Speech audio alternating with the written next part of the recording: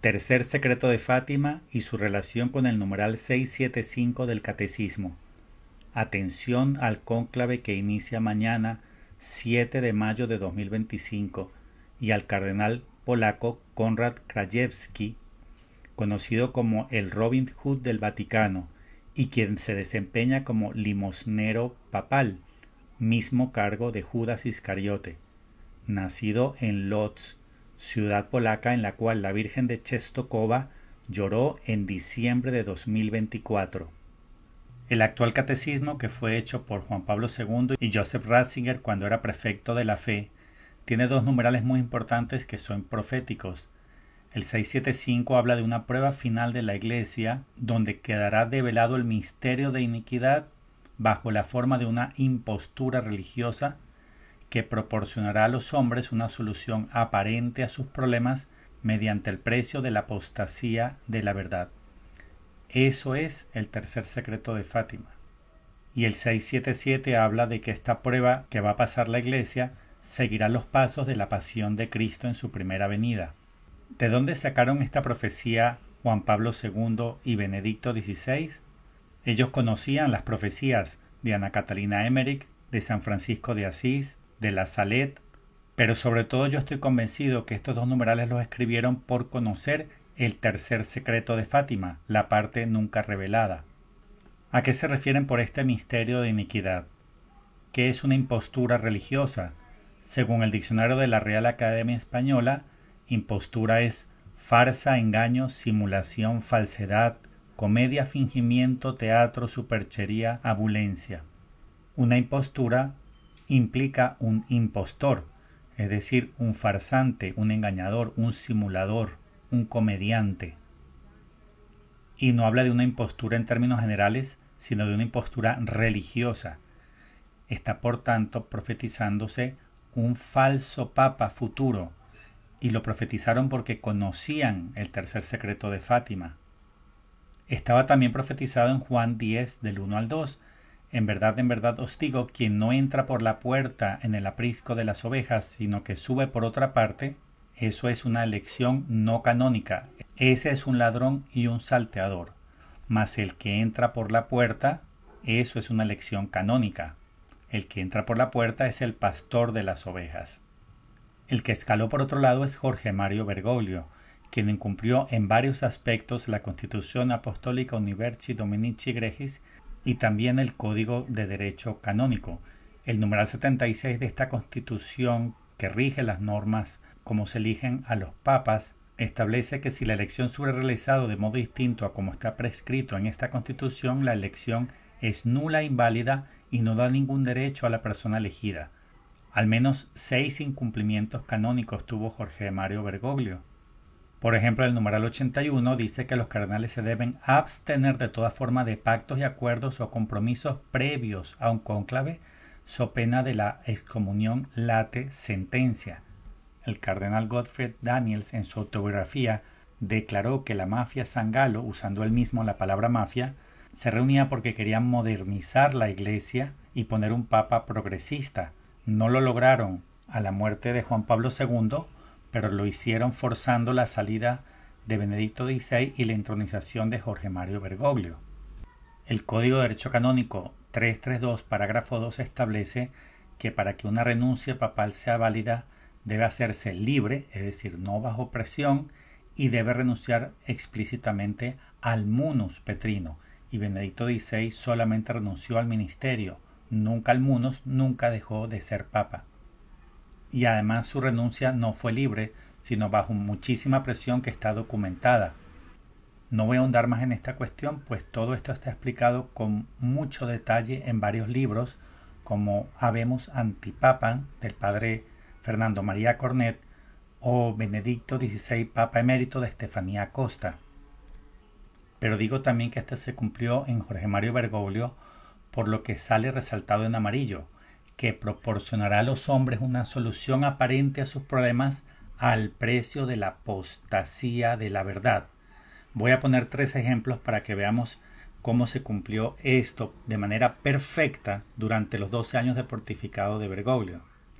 Este falso papa declaró su apoyo total e incondicional a la ONU, a la Agenda 2030 y a sus objetivos de desarrollo sostenible, bajo una supuesta necesaria nueva solidaridad universal. La solución aparente a los problemas es la Agenda 2030 y sus objetivos de desarrollo sostenible. Al precio de la apostasía es porque todos estos objetivos son satánicos, enseñan a los hombres a incumplir los mandamientos y representan la rebelión final contra Dios. Un verdadero papa no podría llevar a todos los católicos a obedecer un organismo anticristiano y unirse a la rebelión final contra Dios esquematizada en la satánica Agenda 2030, abortista, eutanásica, pro-LGBT y que apunta también al control de los recursos naturales de todos los países. Otro ejemplo es cuando Jorge Bergoglio mandó a cerrar los templos y a forzar la comunión en la mano. La supuesta solución aparente es no morirse de alguna pandemia y el precio de la apostasía es porque está dejando a la gente sin sacramentos y forzando el sacrilegio eucarístico masificado. Y un tercer ejemplo es decir a los hombres que la solución punzante era un acto de amor incentivando a que todos se la pusieran, cuando se sabía que para la elaboración de esa solución se utilizaron células de fetos abortados, es decir, alimentando la industria del aborto para crear una sustancia que supuestamente nos va a salvar la vida. Otra vez, la solución aparente es salvarse la vida y el precio de la apostasía es enseñar a todos a incumplir el quinto mandamiento y a aportar a la industria del aborto. Lo de que la iglesia se iba a prostituir estaba también predicho en el Apocalipsis. La falsa iglesia llamada la Gran Ramera, sentada sobre la bestia roja que es el comunismo, vestida esta de púrpura y escarlata, que es el color de los obispos y de los cardenales que iban a apostatar, que iban a traicionar a Cristo. Esta falsa iglesia, esta iglesia prostituida, por tanto sería amiga del comunismo, por eso está montada sobre la bestia roja. Y son cientos y cientos de pruebas de que Francisco era comunista en su corazón, de que equiparó a cristianos y comunistas y siempre fue amigo de los presidentes o candidatos de extrema izquierda. Además, un papa no puede recibir a un candidato electoral en plena campaña, porque eso es parcializarse, eso es meterse en política. Y él lo hizo recibiendo a candidatos de extrema izquierda, como a Petro cuando era candidato electoral. Con lo cual ha dicho a gritos que es comunista y que apoya solamente a los presidentes y candidatos de extrema izquierda. También apoyó el engañosamente llamado Proceso de Paz de Santo, que era un programa de impunidad para guerrilleros, asesinos que cometieron toda clase de crímenes contra el pueblo colombiano, y declaró que los que no apoyaban ese proceso tan injusto lo que querían era la guerra. Due cose, il presidente Santos ha rischiato tutto per la pace, ma vedo anche un'altra parte che rischiano tutto per continuare la guerra. Muchas gracias a Santos. ¿Cómo se habrán sentido las familias colombianas de personas que fueron violadas, asesinadas o perdieron sus tierras por guerrilleros colombianos a los cuales este falso proceso de paz de Santos les entregó curules en el Congreso, sueldos, carros, dinero y todo tipo de beneficio para insertarlos en la sociedad sin que hayan pagado por sus crímenes? Eso es lo que ordenó el supuesto Papa Francisco a los colombianos, que tenemos que apoyar ese injustísimo, malvado proceso mal llamado de paz, lo cual es un sofisma, porque era un proceso de impunidad. Este falso papa declaró, de regreso de un viaje apostólico a Mozambique y Madagascar, que la doctrina de la Iglesia consiste en que hay que obedecer a las organizaciones internacionales. Eso es una total mentira. No hay nada en la doctrina de la Iglesia que indique que hay que obedecer a la ONU, al Tribunal de la Haya, como él mencionó, y en general a las organizaciones internacionales. Puede ser la doctrina de la Gran Ramera, la doctrina de la falsa Iglesia actual vaticana, pero no de la Iglesia católica. 265 verdaderos vicarios de Cristo enseñaron a los católicos que había que obedecer a Dios, y vino este falso papa a decir algo completamente opuesto, y es que hay que obedecer a la ONU y a las instituciones internacionales, mismo que sus mandatos sean anticristianos, reten a Dios o enseñen a incumplir los 10 mandamientos. Interesante mencionar que varias de las irregularidades del cónclave en el cual fue puesto fraudulentamente Jorge Mario Bergoglio fueron declaradas por amigos de Bergoglio, por sus biógrafos autorizados o amigos personales, como Austin Iverex en el libro El Gran Reformador y también Elisabetta Piqué en el libro Francisco, Vida y Revolución. Entonces, ¿por qué digo que Juan Pablo II y Joseph Ratzinger se basaron en el tercer secreto de Fátima para redactar la profecía del numeral 675 del Catecismo? El tercer secreto de Fátima tiene dos primeras partes asociadas a la visión del infierno. No lo voy a leer, pero lo pueden pausar y aquí van a ver la narración de la visión del infierno y luego el secreto, que son las palabras proféticas de la Virgen María, donde entre otras cosas profetiza que si no se dejaba de ofender a Dios iba a venir otra guerra peor, que es la profecía sobre la Segunda Guerra Mundial, que la dio antes de que finalizara la Primera Guerra Mundial. Todo esto que está aquí arriba engloba la primera y segunda parte del secreto de Fátima. Luego viene la tercera parte, que está asociada a una visión diferente, la del Papa que es asesinado en una colina frente a una cruz como de madera de alcornoque. El Vaticano reveló en el año 2000 la narración de esa visión según las palabras de Sor Lucia y nos quiso hacer creer que ese era todo el secreto de Fátima, que no había nada más. Pero en realidad sí hay algo más, las palabras proféticas de María asociadas a esa visión. ¿Cómo estamos seguros de que la Virgen agregó unas palabras a esa visión? El cielo siempre nos da ayudas para que podamos encontrar la verdad.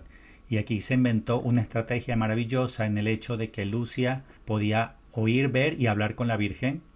Jacinta podía ver y oír, pero no hablaba con la Virgen. Y por último, Francisco solamente podía ver, no podía hablar con la Virgen y ni siquiera escuchaba lo que ella decía.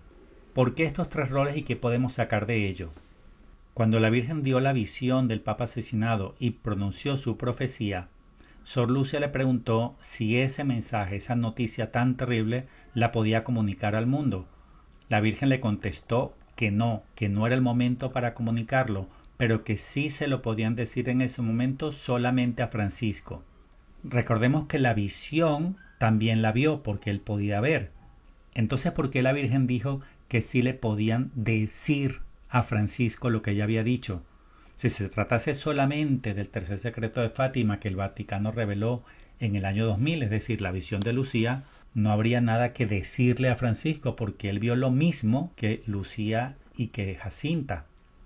Si la Virgen dijo en este momento solo se lo pueden decir a Francisco es porque hay palabras adicionales que ella dijo. El Vaticano nos quiso hacer creer que todo el secreto era la visión y fueron ocultadas las palabras proféticas de la Virgen.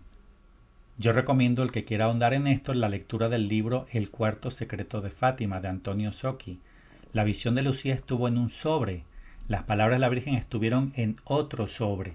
Y en este libro se narra cómo cada uno de los papas iban leyendo uno y el otro. Por ejemplo, Juan Pablo II leyó la visión antes de su intento de asesinato, del atentado, pero una vez que esto ocurrió pidió que le trajeran el sobre para leer el tercer secreto. Dice, pero ¿cómo si él ya lo había leído? Porque estaba pidiendo el otro sobre para ver si estaba asociado con el hecho de que lo hayan intentado asesinar. Entonces, ¿qué decía el otro sobre?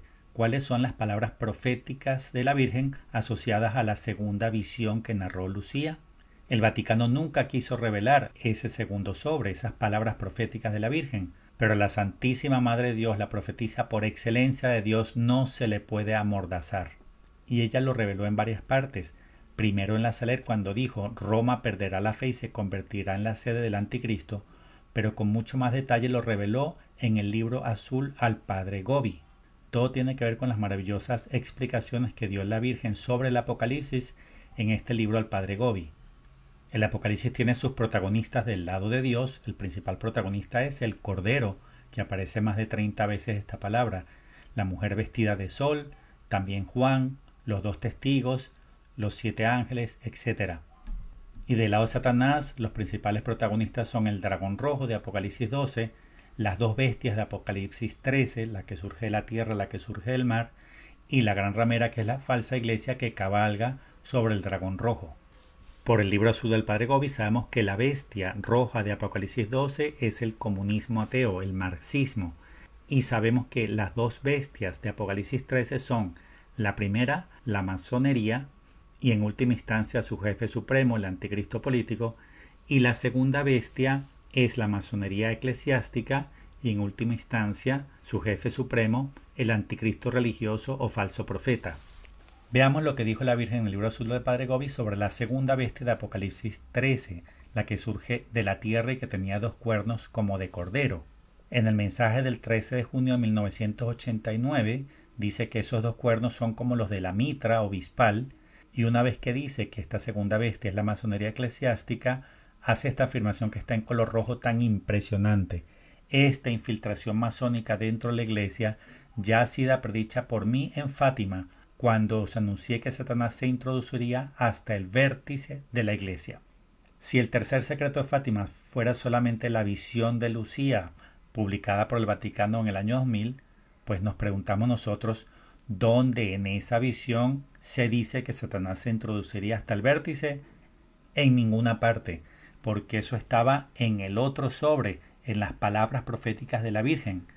Es decir, que ella reveló en este mensaje en qué consistía exactamente la parte nunca revelada del tercer secreto, que Satanás se sentaría en el trono de Pedro. Está hablando, por tanto, de al menos un papa impostor, jefe de la masonería eclesiástica. También profetizó Jesús en los mensajes a Bernabé en la devoción de la preciosísima sangre, en los mensajes del 3 de julio de 1997 y del 15 de julio de 2000, que el hombre malvado estaba planeando capturar el trono más alto de mi iglesia, dijo Jesús. Y en el mensaje del 25 de julio de 2001 ya se afirmaba como profecía segura, confirmándose que lo lograría en los días venideros del hombre malvado, cuando él haya triunfado en posesionarse del puesto más alto de mi santa iglesia. No se alojen de esta santa roca, mi iglesia. También muy interesante destacar que en el mensaje del 24 de febrero de 2013, unos pocos días antes de que comenzara el cónclave en el cual salió Bergoglio, la Virgen haya advertido lo siguiente: la oscuridad ha cubierto al mundo, el enemigo está cerca, sean valientes, yo estoy aquí. De modo que el secreto más importante de todo el siglo XX y de todos los 2000 años de la historia de la Iglesia Católica era el tercer secreto de Fátima, que consistía en que la masonería iba a triunfar en usurpar el papado, y para lograr ese objetivo la masonería necesitaba que no se diera a conocer el tercer secreto de Fátima. Solo así se entiende la hazaña que los masones de Portugal tuvieron contra los pequeños pastorcitos de Fátima, que eran solamente niños, y por qué los torturaban de esa manera psicológica tan terrible, diciéndole a uno que su primo que estaba en la habitación del lado lo estaban hirviendo vivo en aceite, para preguntarles qué les había dicho la Virgen. ¿A qué le tenían tanto miedo a los masones? ¿A unos niños de 7, 8, 10 años? No, a lo que la Virgen les hubiera revelado, porque sabían que si se daba a conocer no iban a lograr el objetivo de tomar el papado. ¿Y ahora qué sigue? Otro perverso cónclave en el cual va a salir elegido otro falso papa. Lo primero que hay que entender es que el Vaticano ya no es la sede de la Iglesia Católica. Fue la sede de la Iglesia Católica y hoy en día es la sede de la masonería. Y si cuando tenían poder parcial, mucho poder pero parcial, lograron hacer un golpe de estado a Benedicto XVI para sacarlo del medio, ahora que tienen el poder total, no van a permitir que un buen cardenal de los nombrados por Juan Pablo II y Benedicto XVI tome el papado. 110 de los que estarán participando como cardenales electores son falsos cardenales, pues fueron nombrados por Jorge Mario Bergoglio, que nunca fue papa, de manera que ellos no son cardenales. Y de este cónclave, que está viciado desde antes de comenzar, no puede salir nada bueno, no podemos esperar un resultado positivo. ¿Qué es lo que sabemos del próximo cónclave? Que de ahí saldrá no solo otro antipapa, sino el verdadero anticristo religioso, del cual Jorge Mario Bergoglio era solamente su precursor. ¿Quién es el anticristo religioso? Pues lo vamos a saber dentro de muy pocos días. Yo quiero, sin embargo, advertirles que estén muy atentos de uno de los cardenales polacos de nombre Konrad Krajewski, y que desempeña el cargo de limosnero papal, que es la persona que se encarga de administrar las limosnas y la práctica de la caridad en nombre del Papa. Lo primero que quiero entonces destacar es que tiene el mismo cargo o rol de Judas Iscariote. Los medios lo destacan con dos títulos: el cardenal de los pobres del Papa y el Robin Hood del Vaticano. Si investigan sobre él verán qué cantidad de obras de caridad aparece en noticias. También ha sido enviado a Ucrania a hacer el bien por allá, siempre acompañado de un aparato mediático, es decir, de un equipo publicitario para ver todas las limosnas y obras de caridad que va haciendo. No es cardenal, pues lo nombró como tal Jorge Mario Bergoglio el 28 de junio de 2018. Antes de eso apareció el 16 de octubre de 2015 con Bergoglio visitando un albergue de personas sin hogar en Roma, dando inicio a una potente campaña de obras de caridad hechas por él, que incluyen haber dejado su apartamento a personas refugiadas y haber devuelto la electricidad a unas personas que no tenían cómo pagarlas en Roma, diciendo él que iba a correr con todos esos gastos. Es tenido en este momento por una gran persona misericordiosa y caritativa, como uno de los más buenos cardenales que hay posibles para ser papa. Me llamó la atención que hay una profecía que yo no tengo cómo validar su autenticidad, sin embargo es más o menos conocida, que dice así: desgracia a ti, ciudad de las 7 colinas, cuando la letra K sea alabada en tus murallas. Pero mucho más importante que esta profecía, que no puedo estar seguro si es verdadera, sí me llamó mucho la atención que el cardenal Konrad nació en Lodz, ciudad polaca, donde está la catedral en la que en diciembre de 2024 la Santísima Virgen de Częstochowa, patrona de Polonia, estuvo llorando por varios días. Los polacos declararon que no sabían por qué estaba llorando la madre, pero se apuntaron a hacer largas jornadas de oración continua durante varios días en turnos de 30 minutos para poder consolarla, sin saber exactamente a qué se debía tanta tristeza de la Virgen. En esa misma catedral de Lodz, en 1924, se le apareció Jesús de la Divina Misericordia a Faustina Kowalska cuando le dijo que tenía que irse a vivir a Varsovia, ingresando al convento donde ella se hizo monja. Y recordemos también, como dato muy interesante, que Santa Faustina Kowalska colocó en su diario, en el numeral 823, que el 17 de diciembre de 1936 fue el día que más sufrió en toda su vida, y que no sabía que una persona podía llegar a sufrir tanto sin llegar a morirse, pues ese día no fue otro que el día en que nació Jorge Mario Bergoglio. Pues miren qué interesante que en esta misma catedral de Lodz, donde Faustina Kowalska tuvo este encuentro con Jesucristo de la Divina Misericordia, fue donde desde el día 13 de diciembre de 2024 los fieles se dieron cuenta que la Virgen de Częstochowa estaba llorando, y estuvo así por varios días. Y no deja de llamarme la atención que esto ocurrió en Lodz, ciudad natal del cardenal Konrad, limosnero papal, el cardenal de los pobres del Papa, el Robin Hood del Vaticano. No estoy yo afirmando que sea él el anticristo religioso, pues solo lo sabe Dios, pero sugiero no perderle de vista, pues me parece muy sospechoso este personaje y todo el aparato publicitario de enorme bondad que hay detrás de él, sumado a su cara de bueno y a su aparente nobleza.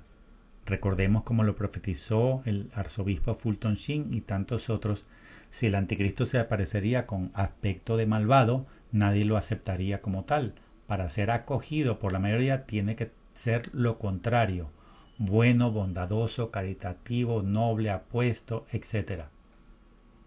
Yo no dejo de sorprenderme con la cantidad de similitudes que hay entre la primera pasión que vivió nuestro Señor hace 2000 años y la pasión de la Iglesia Católica, que es la que está predicha en el Catecismo numeral 677 que al principio mencioné. La Iglesia tiene que pasar por todos los pasos de la pasión de Cristo, y todos los personajes de la primera pasión aparecen también en la nueva pasión, la de la Iglesia, que es la que estamos viviendo ahora. En la primera pasión hubo 4 principales protagonistas del lado del mal: los antisumos sacerdotes Anás y Caifás, y en el lado político el antirrey Herodes y Poncio Pilato.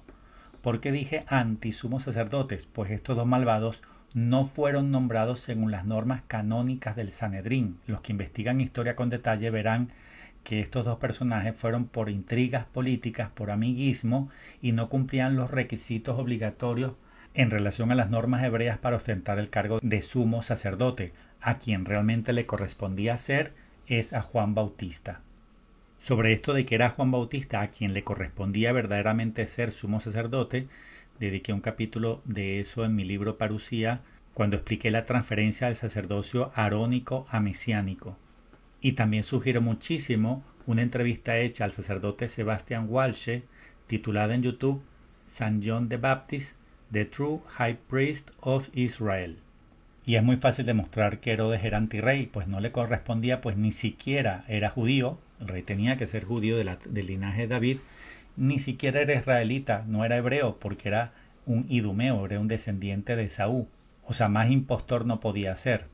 De estos 4 personajes malvados de la primera pasión, tenemos por ahora solo identificado uno con certeza en la nueva pasión de la iglesia, que es Jorge Mario Bergoglio, que viene a hacer el papel de Anás, como precursor del anticristo religioso, que vendrá a ser el nuevo Caifás. Y del lado político también tenemos 2 personajes, un precursor del anticristo político y el anticristo político como tal. Por ahora no tenemos certeza de quién es el anticristo político y su precursor, pero ya en muy pocos días vamos a saber quién es el anticristo religioso. No será otro que el próximo papa que saldrá de este viciado cónclave que inicia mañana. Y a pesar de que está a punto de entronizarse el anticristo religioso, termino con un mensaje de paz y de sosiego. Recomiendo a todos seguir los mensajes de la Misión de la Divina Misericordia de Texas, y en particular el mensaje que se titula La Hora de la Decisión, donde Dios profetizó que está por comenzar la peor tormenta de todos los 2000 años de historia de la Iglesia Católica. Una tormenta que será principalmente intelectual y muy mayor a todas las que la Iglesia ha vivido, incluida la crisis arriana o la crisis de Lutero. Según este mensaje, La Hora de la Decisión, ¿cómo podremos sobrevivir a la peor tormenta de la historia católica? Permaneciendo en la fe sencilla de siempre, en la sana doctrina. Y lo asocio a este mensaje del Evangelio en Juan 8:51. En verdad os digo, si alguno guardare mi palabra, no verá jamás la muerte. Otras traducen, si alguno guardare mi doctrina, jamás verá la muerte. Así como Jorge Mario Bergoglio estuvo 12 años enseñándonos una doctrina diferente, lo mismo ahora hará el nuevo falso papa, el anticristo religioso, y la única manera de ser sobrevivientes de todo esto que está por venir es no separarse de la palabra de Dios, de la sana doctrina, conservar la fe que recibimos de nuestros padres y abuelos, la fe católica de siempre. Y todos los mensajes de la misión de la Divina Misericordia se pueden resumir los 5 puntos que aquí expongo. Confiar en Dios, que siempre tiene el control y todo lo domina. Abandonarnos en la voluntad de Dios sin límites y sin necesidad de saber el futuro, sin necesidad de conocer fechas o el detalle de cómo Dios va a resolver todo.